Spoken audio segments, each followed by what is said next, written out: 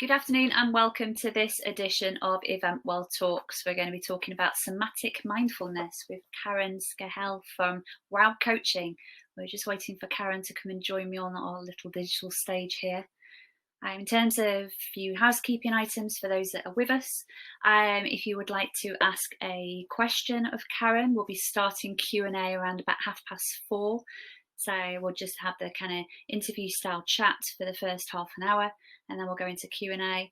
Q&A will start around about 4:30, and there is a Q&A option to the right hand side there that you can see. So if you can just there, we'll just wait for Karen, should pop up in a minute. Just wait for the system to do that. Okay, if you have any other concerns, if you're struggling with sound or tech or anything, then do put a message in the chat for me and I'll do my best to assist there for you. Okay.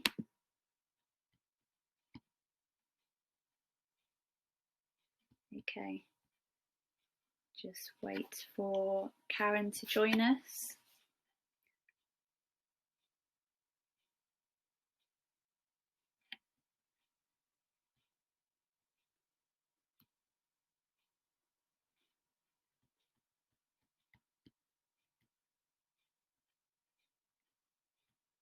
Hold on 2 seconds.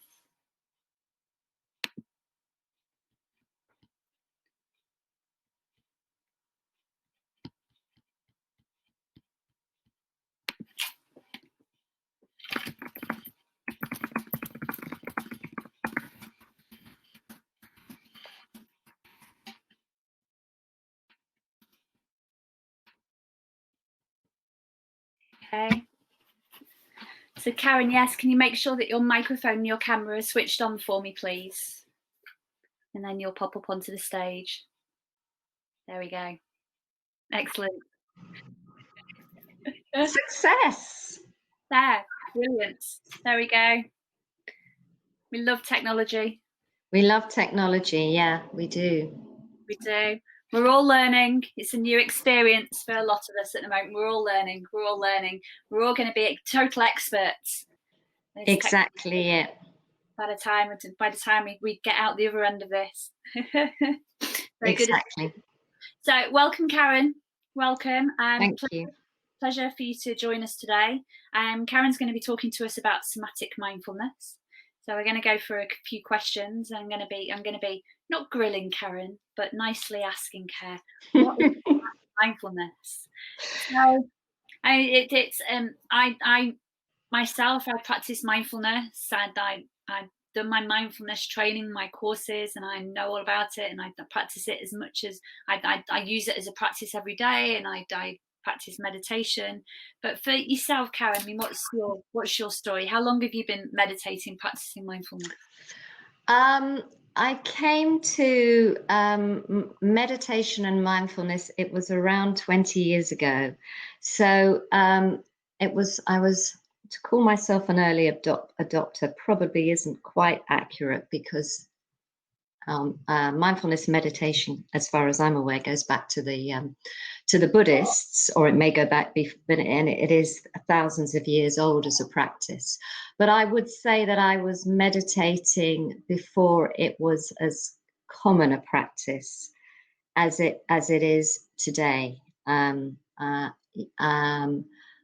Yeah, I started because I was diagnosed relatively late in life with attention deficit disorder, which was in a sense, because I was a high achieving, if you like, scholar in the sense in my school days and my university days, but had a very kind of overactive mind, quite a creative mind.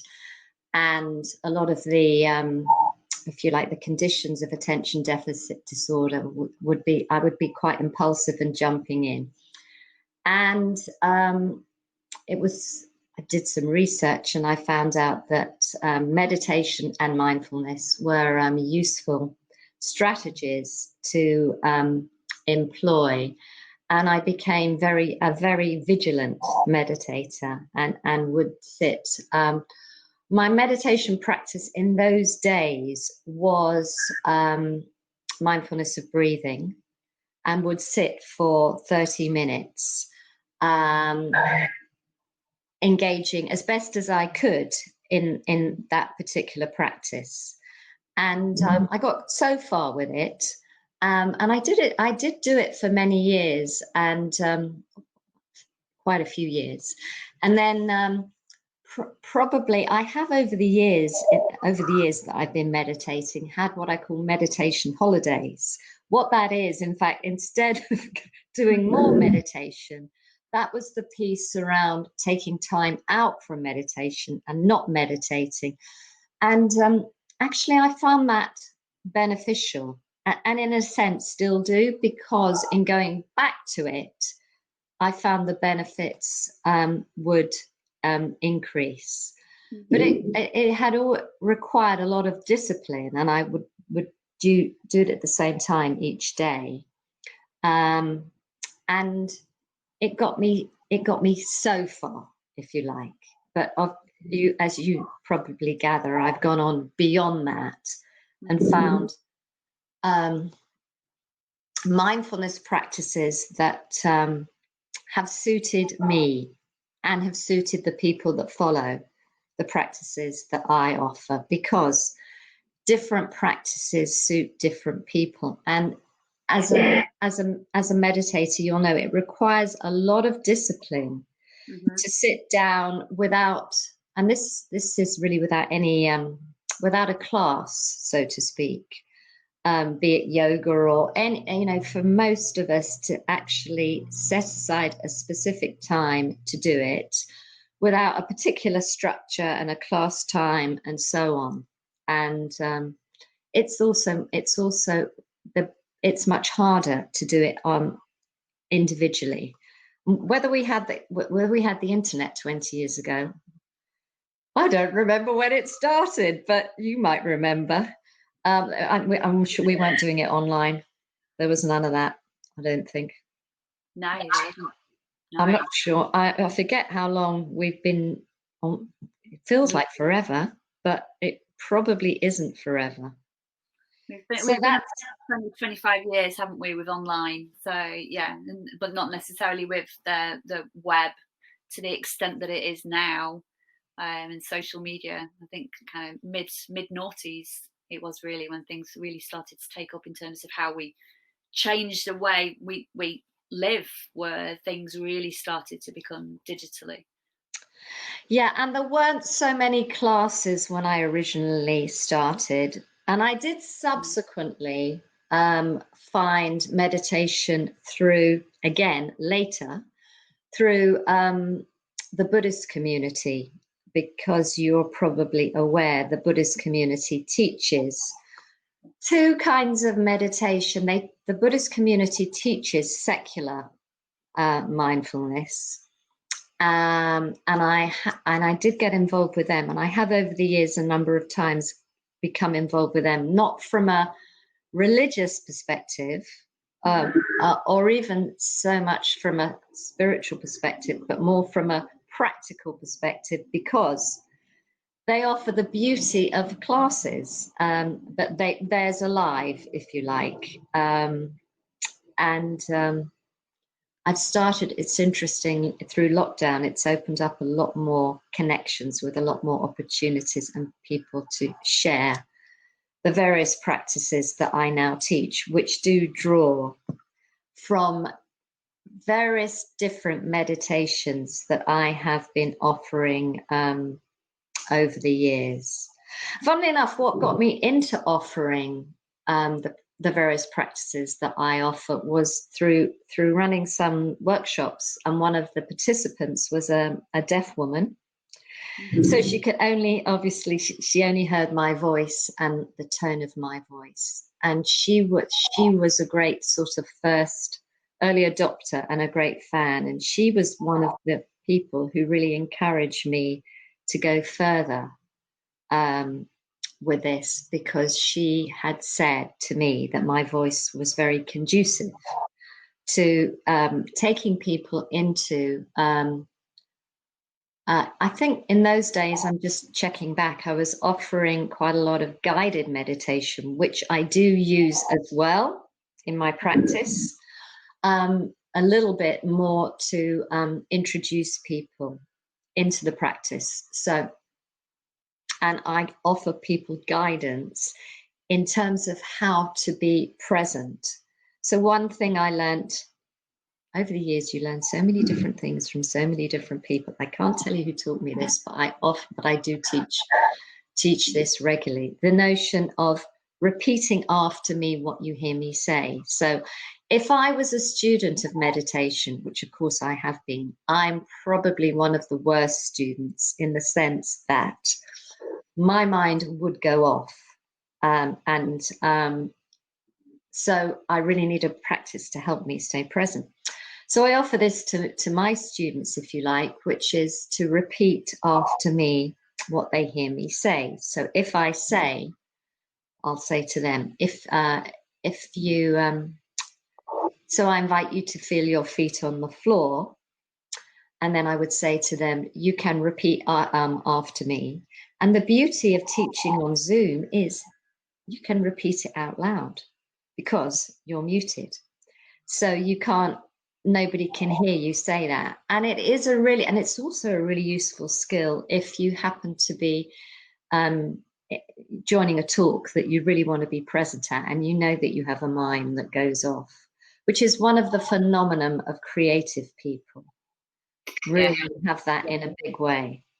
Yeah, absolutely. You can relate, I guess. So if you really want to be present, one way of doing that is to repeat what the speaker says if somebody's giving a talk. And the same is true with following a guided meditation, which I use as an intro. Mm-hmm. But I take people through elements of the body to bring them into that. So my starting point would be connecting with the pelvis, and then seeing a rosebud and seeing a green stem, and taking that green stem through the pelvis, through the floor, into the nutrient-rich earth, and for that to be an anchor. And then taking them from the top of the head, the crown, up into connecting with meditation traditionally is a spiritual practice. Whether that's 100, would say that the majority of meditations started from being a spiritual practice. So again, there's an opportunity to use some elements of the, if you like, that domain in order to connect people up to the starting point. Connecting them to the earth is about grounding and centering, and then connecting up to what I would call the higher realms, and I call it the realms of magic, miracles, life-enhancing meditation. But to follow along with that practice, they need to be present. And meditation can look very, very different to different people as well, can't it? Because lots of people use different things as part of that grounding process. So using the breath is another one, isn't it? Where you told to hone in on your breath and concentrate on your breath, and that's used to ground you. I'm one that follows guided meditation, because it's interesting what you said about that the mind that wanders. I've always struggled with a meditation on my own because I find it hard to. And my school reports would constantly say easily distracted. Now, I'm very conscientious but easily distracted. So it was a constant note that would be on my school reports, and it would always be, "Oh, you've done really well, but you need to concentrate more." And it's like, I am concentrating. There's nothing wrong with me. I'm just quite creative. And here's the thing. So I find guided really useful. It helps me because I'm concentrating on somebody else. I have something to concentrate. I'm concentrating on the speaker's, the guider's voice to keep me, and I keep that. I use that as a way of centering me and concentrating on the breath and doing it that way. Yes, no, definitely. And I'm as you're talking about the creative mind, I'm reflecting on what that's about. it needs to be distracted in order to kind of pick up the creative ideas, because creative ideas are not linear. They come in from left field, if you like.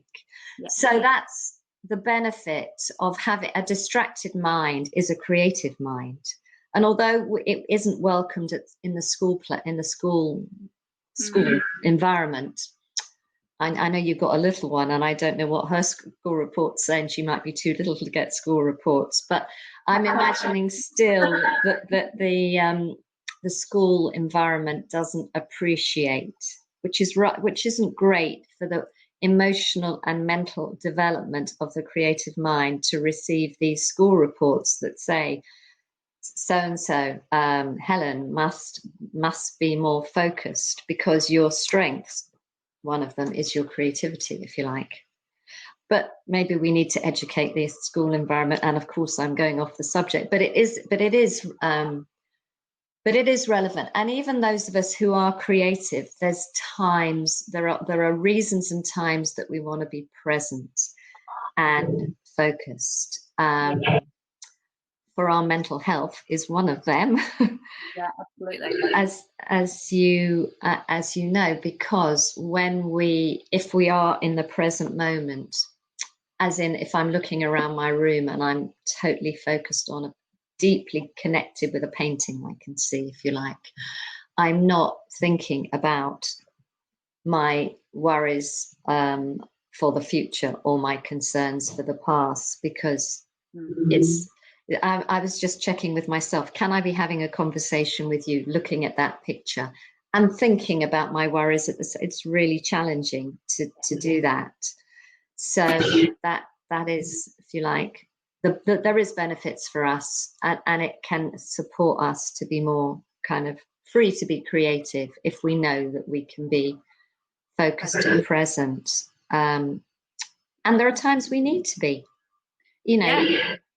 There are times, so we're working, and we have things happening in our personal life that really we should be focusing on. Like you mentioned, that I do have a daughter. When I'm playing with my daughter, I should be focused on playing with my daughter, because that's what she needs. That's what I need as well as her mother.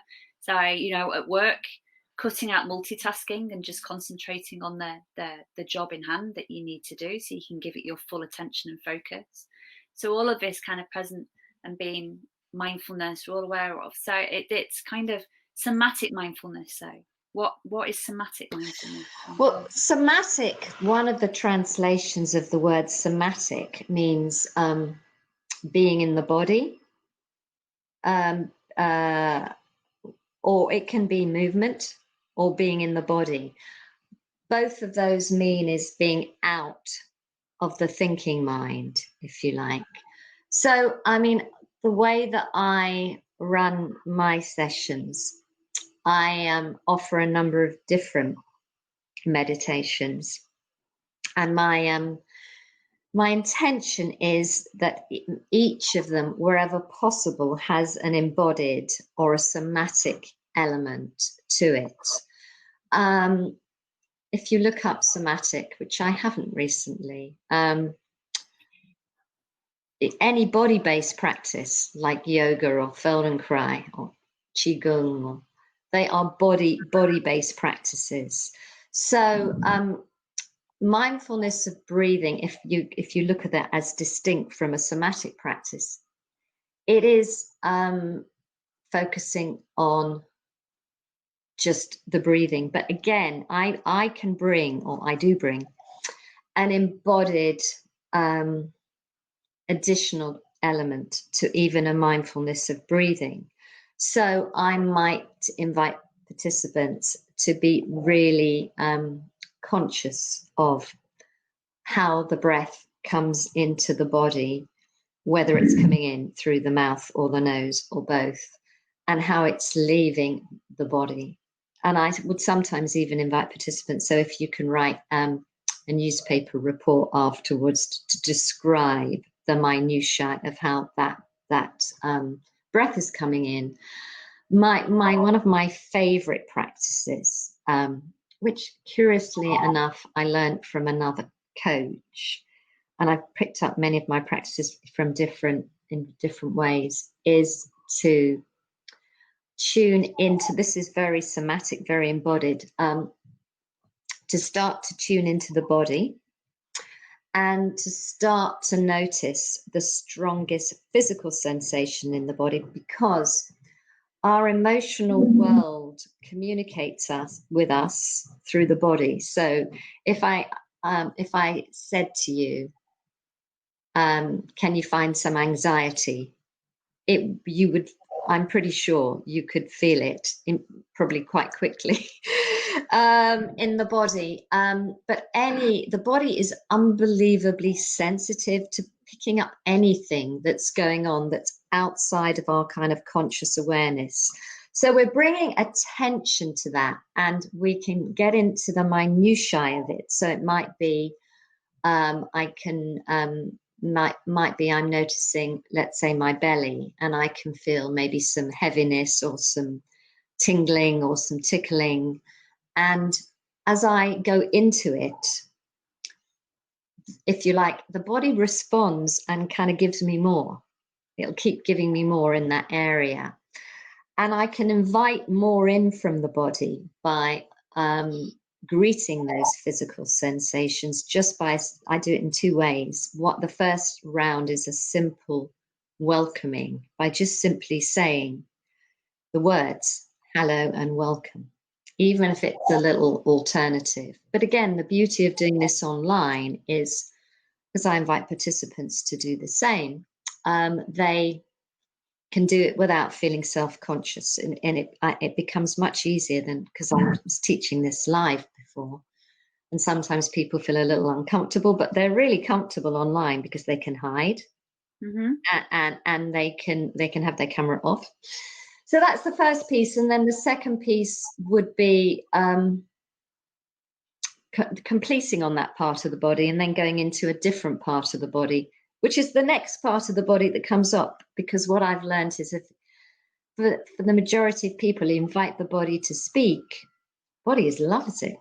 It's just jumping with joy, the idea of having that communication channel between, if you like, the self and the body. So I might move into the next. So I'm now conscious of something going on here. And in the second piece, then again, I'm describing out loud what's going on in the body. But here I'm drawing on other qualities we can bring as a human to that part of the body, which is other practices that you will have come across in the personal development world and the meditation world, which is, first of all, the practice of gratitude by just saying thank you to the chest, if you like, in this moment for showing up. And then my very favorite thing is the piece around sending love to that part of the body. So by saying, I love you. Now, again, that might be a little alternative for some people, and particularly if they're not used to. I mean, really, I guess, let's be honest, I didn't grow up talking to my body. This is a practice that I've learned in more recent years. Some people maybe did. I didn't. I came from a very mainstream, none of that was going on. But I've really noticed the benefit of using self-compassion, self-love to many things, but one of them is the particular body sensation. So that is, I mean, there are many different practices, but that's just an example of one practice. I mean, I also use moving practices, because movement in different forms is a well-being practice. So I incorporate different movement practices in my meditations. I mean, a range of different ones. I'll tell you about one of my favorite ones and one of participants' favorite ones. And this really just, as a creative, and you'll understand this, quite a lot of it comes to me intuitively. So this particular one did, as far as I can remember. I mean, nothing is in isolation. I will have picked it up from somewhere. I can't tell you where, but it feels like an intuitive practice where I take people back in time through their human ancestry, through their animal ancestry, through their vegetable ancestry, to embody a green algae or a seaweed. And then I have them just move from that place and being nurtured by a warm Pacific Ocean. And people normally find, and it is a moving practice, and you can do it. I normally have people standing up, but you can do it like, sitting down. Mm-hmm. People find that extraordinarily soothing, but you are present because you're in the body, but you're also in an interest, you're both present and you're also letting go. So it's quite an interesting combination, because the majority of people are able to imagine that, if you like, the water is kind of gently moving your tendril arms and your tendril shoulders. I'm just doing a little thing here, and can really get into this practice and find it extraordinarily kind of soothing, calming, relaxing, and nurturing. And then I also talk them through. So it's just, I can get quite creative with it, and sometimes I'll invite mermaids in, or sea creatures or whatever, and I'll have the mermaids or sea creatures offer them some kind of words that they might want to hear. I'm aware that we've speaking for 30 minutes and we've covered a small amount of it. About the topic, I suppose that the biggest thing about mindfulness it teaches us is it teaches an awful lot. We talk about that being present, but being present teaches us that self-awareness, doesn't it? And a lot of what you've just been talking about is that visualization, which can be an incredibly powerful healing process. The ability to be able to visualize yourself in other places or in other environments that can be calming and healing and rewarding and compassionate and kind and stuff to yourself, all of that. But mindfulness, one of the biggest benefits I've learned from mindfulness is definitely that self-awareness, that ability to be able to listen to your body when it's sending you different signals. So the somaticness, I never realized that actually that people will have heard of this, when if you do a guided meditation, you're talked through a body scan kind of stuff. That then in a way is a form of somatic mindfulness, because you're tuning yourself into your body to listen and feel for where you might be holding tension or pain or uncomfortableness or anxiety, and body scans kind of teach you that element, don't they? So what's some of the other benefits of mindfulness? So you had something you wanted to share, didn't you? Yeah, I have got for you, haven't I've got a chart, haven't I? And I can go through with that. But I've just pulled out 5 benefits, or I've just gone with these 5 benefits. But I would say that mindfulness really can helps with everything. But we'll go with these 5 benefits. So because when we're being mindful, we slow down. I'm not saying it's impossible, but it's really challenging to be kind of running 10 to a dozen, doing a million things at the same time and being mindful in any way. So it kind of encourages us, it does encourage us to slow down. And we can, if in a sense, slow down and in order to achieve more. But for sure, it's beneficial for our peace of mind, calmness, and for our mental health. And I was just thinking, there are times on the second piece about being, focused and productive, and we can get into this space of flow, if you like.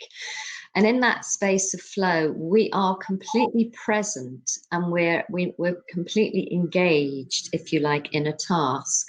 But also, if we're conscious, we're also likely feeling very, very grounded and peaceful as we work on that particular task. That's a very, I guess the word for most of us is pleasurable place to be, where we're both being focused, productive, and peaceful.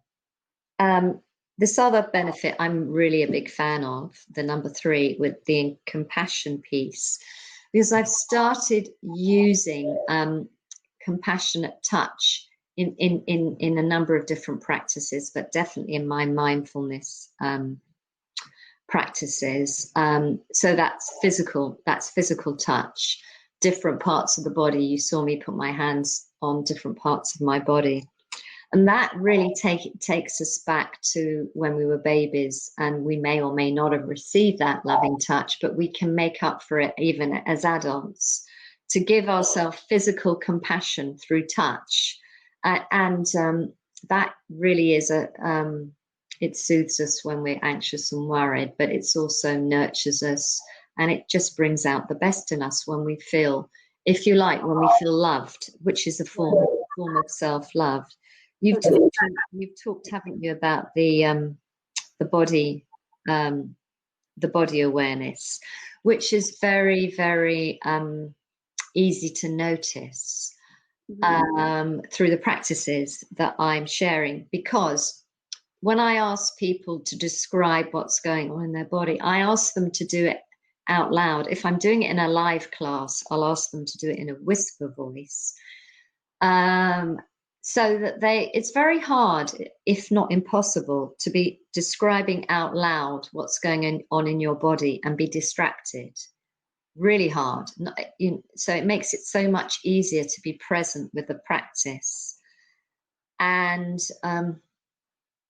the very simple act of being present in the body, feeling the physical sensations, even if you don't send love to those parts or welcome them in, that already is clearing out the anxiety. It's such a powerful practice, and what's interesting is you can feel the benefits straight away. It doesn't take years and years of practice before you notice the benefits. Yeah. The more you do it, the more it impacts your whole life. Mm-hmm. But you don't need to think, well, I need to be, to be doing this for months on end to notice the benefits. You can get the benefits straight away. And I do quite short meditations, so people don't have to. It's different from when I first started meditating. I would sit for 30 minutes doing really a mindfulness of breathing, which I did, but it didn't really completely, totally suit me.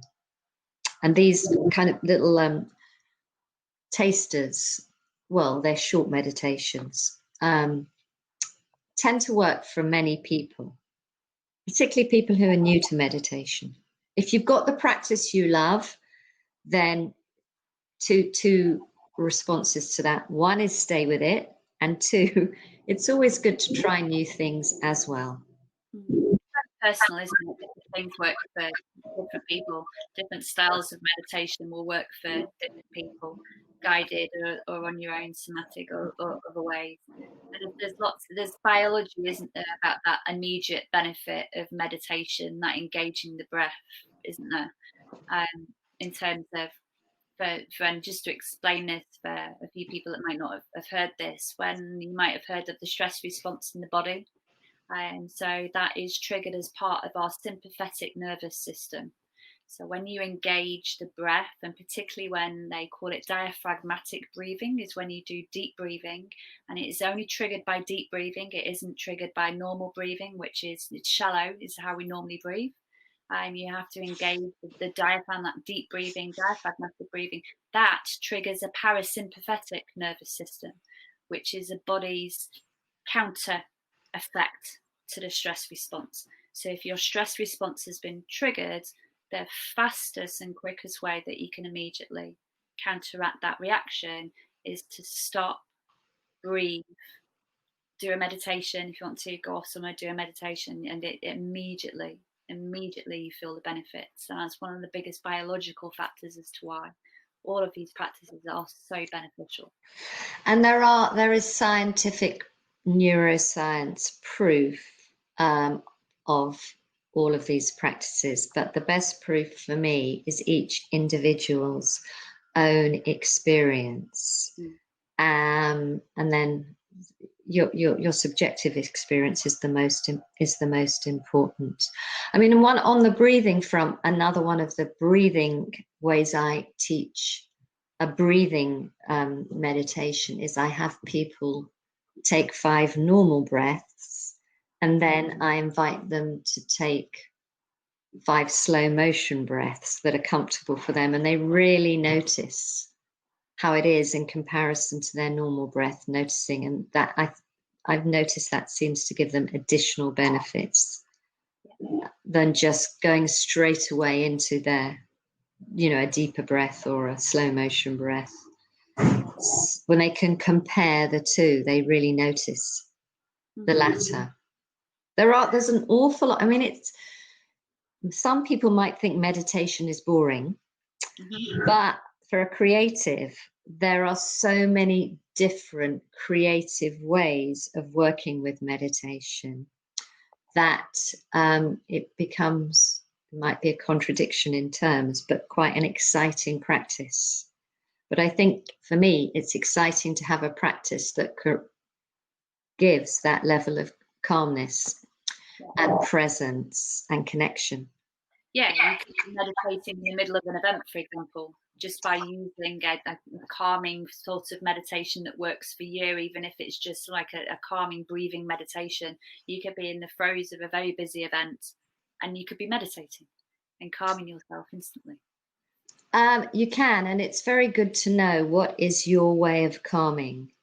And even if you're not feeling consciously stressed, it's good to have those practices that you can pepper your day with. And it doesn't have to be on an individual basis. It doesn't have to take long. It can be 5 minutes. I mean, I'm a great believer, and this is proven again through science, the power of the collective. So doing this work, there is power in working with maybe a meditation buddy, but there's even more power in being in the collective with a group. There probably is a scientific reason, but if they're not, there is a spiritual reason why we're probably connecting energetically. There's either one or the other or both. Yeah. I think it's the power of connection, isn't it? It's the power of our innate need as human beings to connect with other people who are like us, that tribal instinct that we all have, that people who like what we like, who do what we do. It's hard to explain it. It's hard to put words to it, isn't it? But it's that subconscious human need to be with others like us, and the power that you get from being in a room, in a practice, doing something all together as a group. Incredibly powerful. I would put it down to the survival instinct, because when we were cavemen and women, and we were at risk from being eaten by saber-toothed tigers if we walked the earth at the same time, but certainly there were a lot of dangers for us, we would have a better chance of surviving if we were with our tribe, rather than if we were there on our own, hoping and praying that we would survive. We could support each other. So that really, it comes back to that, and is how I would see it. That need to survive, that connection need. It is a survival thing as well. In not that we're going to be eaten by saber-toothed tigers, but if we don't connect, we are it impacts on our mental health. That need for connection needs to be fed and watered, so to speak. Yes, absolutely. So with then bringing it back to those benefits. So what are the additional benefits that somatic mindfulness offers over more traditional mindfulness practice? Well, what I say, the way that I do it is it's quite good for people who are new, because I would say that people who are new to meditation, and to be asked, quite often they might be asked, depending on where they're taught, to meditate for quite a long period of time, maybe half an hour, maybe sometimes an hour. And that can be quite challenging for a new person. So the way that I teach mine, the meditations are quite short, so it's quite hard for people to get it's harder for people to get distracted, and it's harder for people to get bored, because people who are used to living in a life without meditation would probably, for some, present as this is quite boring. And the way I teach my practice is I tend to bring a lot of lightness and fun into all of my facilitation, which makes it easier for people to drop into the practice. Yes, there is a sacredness to it, which adds to it, but the lightness and the fun supports it, supports people to enjoy it, if you like. I mean, I believe people need to enjoy whatever they're doing in order to do it. If it's just doing you good and you really hate every minute of it, the chances of showing up are really not so high. But if you can enjoy it and it's doing you good, then that's the winning formula. Mm-hmm. Other things I do when I teach mine, and it's linked to connection, and I'm definitely doing this live, less so online, but it's definitely something that I can do on live, is run my meditations in a workshop style. So I would run a short little 5-minute meditation, invite people into it, and then I would say, and how was that? And then I would get feedback, and then people are then learning from each other what they found easy, what they found challenging, and it's a connection. You know, you're hearing, you're learning, but you're also connecting more with other people because you're speaking. The other benefit, I made a note of this. This is quite funny actually, but I think it's true. Because they know that I'm going to invite them to speak, they're less likely to fall asleep. Now, I also say it's okay. I would say, because I also do a practice, what I call relax and sleep, which is at 9:30 at night. And it's designed to help people sleep. And so, and it is fine. It's not, if you're asleep, you're asleep. Okay, you're not in a meditation practice when you're asleep, stating the obvious with that one. However, but a lot of people will take to meditation because they struggle with sleep. It would be a practice that people will look at around sleep. And it's quite interesting, just as an aside, I'm slightly digressing. But when I run a nighttime 9:30 to 10:30 at night, I sometimes find myself almost falling asleep. But that's really good. You might think, what, the facilitator is falling asleep? But what's really good about that is people are connecting with me, and they're connecting with me falling asleep, which is what they're wanting. They're wanting to create this deep level of relaxation, if you like, at that time. So I'm facilitating them. They're going to sleep. I also said the other benefits I talked about. Different meditations suit different people. So because I offer really quite a few different ones, then there's always going to be something, or probably several things, that people will benefit from and enjoy. And as a creative, I guess, consciously or unconsciously, I've designed it for other creative people. Not exclusively, but it is really suited to those people who are creative, who have minds that are very busy, probably can get bored quite easily, but nevertheless really do need to have a number of one or more or different meditation practices and repertoires, if you like, in their life. Yeah, definitely. So how about for anybody who struggles with meditation? So any top tips? Yeah, I do have top tips. First of all, with anything, and this is what I've learned as in my umpteen years as a coach, is set an intention to be open, to benefiting from it and loving it. The power of intention, call it a goal, call it the intention, is extraordinary. And to set that, to write it down, to say it out loud.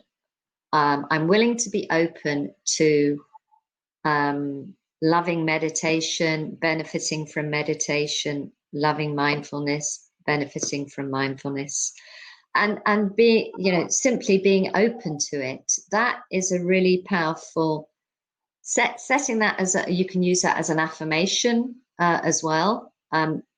You can repeat that, an intention, a goal, an affirmation, any of that.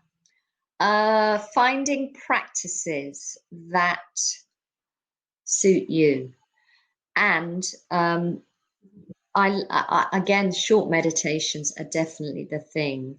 Yeah. And setting up structures that facilitate your turning up. So it's really a good idea to there's something I'm not somebody who's likes having necessarily the most expensive thing. However, I do believe that if we invest in something and it's a bit of a stretch for us financially, or it's money that we care about to lose, then we're more likely to stay with it. So there is value in kind of investing. And I know for me, if I'm doing a program in anything and I've paid quite a bit for it, I'm going to make it my business to benefit from it and to show up. So I think that would be a good tip, particularly for people who know they're going to get more out of something if they've paid something that they care about for it. The thing is about YouTube videos, I actually haven't put my work on YouTube as it happens, not to say that I won't do that. It's very easy to not do it because they're always readily available and go, I'll do it later, and then it's bedtime and you haven't, that's but some people can. So those are some tips. Yeah. And how has it benefited you the most? Well, here's the interesting thing. And I've noticed this for myself.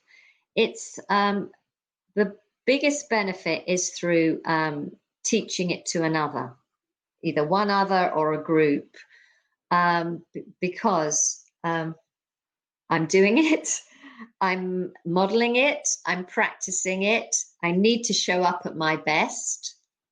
So that's for me personally. I get more value in everything I do through teaching it. I say everything. I don't.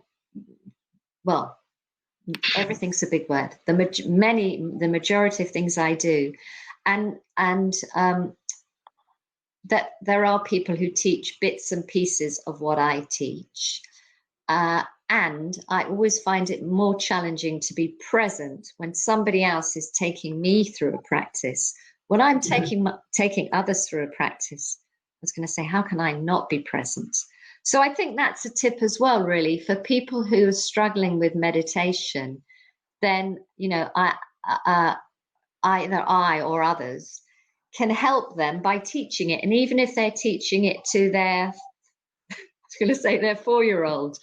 And children do learn to meditate, and there are different kinds of meditations for children, or to their partner, or to a friend, or to their colleagues at work. There's something really valuable about being the facilitator that really ticks the boxes, all of the boxes. So I'm a big fan of that. Yeah, absolutely. And it's actually quite useful for creative people as well. To teach or to practice? Both. Yeah. I mean, what I've noticed, the people that come to my sessions are probably better students than me, because they're able to they're able to follow along, and they wouldn't come if they didn't. But that's why I'm saying, for someone that's struggling, it's brilliant, because that's another option for them. And I would put myself into the category of some form of struggling as a student or a participant. Yeah. And it is, I suppose it's thing for all of us, Karen, isn't it? It's about finding what works for you. It is. The practice that works for you, and practicing in the way that works for you. There's no written rule book, is there, that you have to meditate in a certain way and you have to do it for a certain amount of time and you have to do it so many times a week. There's no rule book, is there? There isn't. Yeah. No. The way that I teach it, I am aware that some, if you learn with the Buddhists, who are the great originators, and they teach a lot of people, and I do like their practices as well. They are quite concerned about, they run workshops on meditation postures. So that's important to them, and I guess important to the people who follow them. When I'm teaching mine, I will say to people, you can sit, you can stand, you can lie down, you can hang from the ceiling, whatever you like. I sometimes invite this posture, the receptive posture, not with your arms up. I'm just putting my arms up so that you can see it. But then there are some practices I do, actually, some moving practices. In some of my, I also do another repertoire, which you know about, which is movement to music with moving meditation. And some of those are practices where I do have people put their arms out, and those are kind of receiving, and you can feel the energy in your hands. But that's different, but valuable as well from what I'm speaking to you about here in this somatic mindfulness piece. But I'm really not keen as a practice in being dictatorial. I don't think it's helpful for the human soul to have unnecessary rules. I don't think we tend to flourish and thrive by saying you need to do it like this. It's not really for most of us. Some they might feel safe and secure if they're following along a particular policy. Yeah, it depends. Some might. That's a good point, isn't it? Some people are comfortable with being given a seminar. This is kind of how you do it, but find your own way. Some people are really comfortable with that, but there will be some people like, no, you have to tell me how to do it. How do I sit, and how do I breathe, and how do I do this, and how long am I sat here for? And it's almost like sometimes in a way those are the people that probably need the mindfulness the most, just to be able to calm and yeah. And what I've noticed is people do appreciate permission to do it their way. And I will say to people, your body knows what you need more than me. I will say things like, follow my guidance if it's useful, but ignore my guidance. Listen to your body over my guidance. Yeah. And that kind of permission is probably quite unusual and probably quite empowering and probably quite beneficial for well-being. Well, more than probably. Yeah, and I want some people to understand as well. I mean, to anybody who hasn't practiced mindfulness and meditation before, this whole listen to your body, what your body is telling you, might sound really, really strange. But until you've been there, until you actually understand, and you tried mindfulness and you tried a meditation, you've gone through that self-awareness kind of thing, and then you start to notice more those little cues and sounds and noises that your body makes to you when it's hungry, when it's thirsty, when it's tired, when it's in pain, when it needs to rest. All of those little cues and hues that your body sends you, that before you've practiced mindfulness and meditation, you've never heard before and never been in tune with. Yeah, and it's also useful, isn't it, when you're doing physical exercise, to note when something you're doing is causing pain to your body, unhealthy pain, but your meditation practices, your mindfulness practices will help you with that as well. Mm-hmm.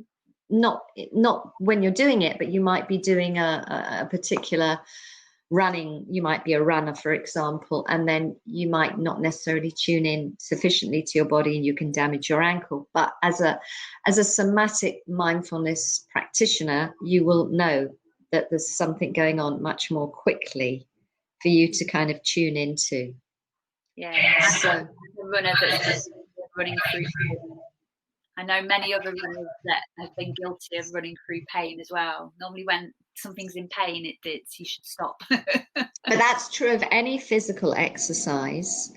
Anything you're doing, if there's pain, because as you know, it will make things worse. But you know, as a somatic mindfulness meditator, you will know that, and you will be conscious of that, but you will also be in a place of self-compassion, because you'll be doing those kind of practices as well. So that will be another reason why you wouldn't want to do that, because you want to carry on running, and you will know that you wouldn't be able to carry on running. There's some chat. There's something going on in the chat. Is that us? Is that? Let's have a look. Let's see here. Yeah, that's us. That's us. So we're coming to the end now anyway. So we're going to bring our chat to a close, Karen. Thank you very much. I just wanted to finish with just one more question. So if people are interested in experiencing somatic mindfulness, how might they do that? So they can contact me, and what I can do is, what I'd like to offer is to anyone that's listening to this, as long as there's not a million people listening to this, okay, just put that proviso in. They can contact me, and I will come in via Zoom probably at this point, and do a taster session for them in their organization. So, or they can, if they just send me an email, or they can contact me on LinkedIn, and then they can actually have the experience, and they can see, and they can invite some of their colleagues in, and do it at a time that's mutually suitable for them, and they can see whether it's a practice they would like to have in their portfolio of well-being practices. Fabulous. Fabulous. Thank you so much. And thank you for those that have joined us. Thank you to everyone that's going to be listening on playback of this recording. Huge thanks, Karen. A brilliant, insightful session. I've learned a lot more about somatic mindfulness, and actually learned that I've actually been practicing somatic mindfulness and never knew. I'm sure. So thank you for that. Brilliant. We'll have Karen's contact details after the event, so you can get in touch with Karen if you've got any questions. There we go. Thanks as well. Thank you very much for joining us, Reza. We'll see you next time. Okay. Thank you very much.